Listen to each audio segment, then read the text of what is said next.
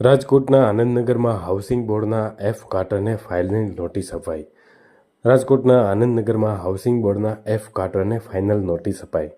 રાજકોટની નીલકંઠ ટોકીઝ પાસે આવેલ હાઉસિંગ બોર્ડના ફ્લેટ જર્જરિત હોવાથી છેલ્લા એક સપ્તાહથી ક્વાર્ટર ખાલી કરાવવાની કાર્યવાહી ચાલી રહી છે, જે અંતર્ગત ગઈકાલે હાઉસિંગ બોર્ડના એફ ટાઈપના ક્વાર્ટરને ફાઇનલ નોટિસ અપાઈ હતી.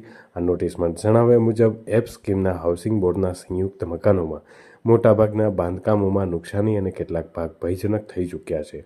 આ કારણે બિલ્ડિંગ પાડવાથી જાનમાલને સંભાવના છે, જેને લઈને જીપીએમસી કલમ 144 અન્વયે નોટિસ પાઠવવામાં આવી હતી. આ બિલ્ડિંગનું બાંધકામ ભયજનક સ્થિતિમાં હોય અને ગંભીર દુર્ઘટના કે જાનહાનિ થવાની શક્યતા હોય, જેથી તાત્કાલિક અસરથી મિલકતનો ઉપયોગ બંધ કરવા જણાવવામાં આવ્યું હતું. આનંદનગરના રહેવાસી છીએ અમે. મારું નામ અનિરુદ્ધસિંહ દિલીપસિંહ જાડેજા.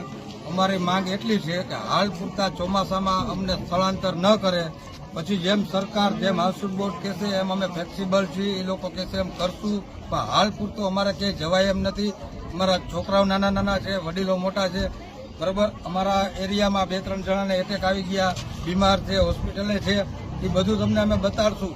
અમારી પાસે નથી ભાજપવાળા આવતા, નથી કોંગ્રેસવાળા આવતા. તમારે જવાનું ક્યાં?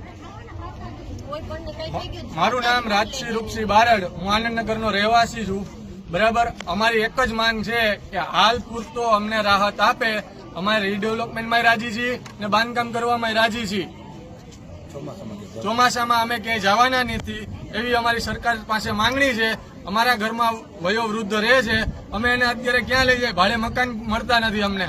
2-5 હજાર ભાડા હતા તો એના 10,000 ભાડું થઈ ગયું છે. સરકાર એવી વાતો કરે છે, ભાઈ મોન્સૂનની કામગીરી માટે આટલી ફાળવણી કરી, આટલી ફાળવણી કરી, પણ અમને હિજરત કરવા ઉપર મજબૂર કરી દીધા છે. અમે લાઇટના પંખા વગર ક્યાં રહે અમારા વડીલો?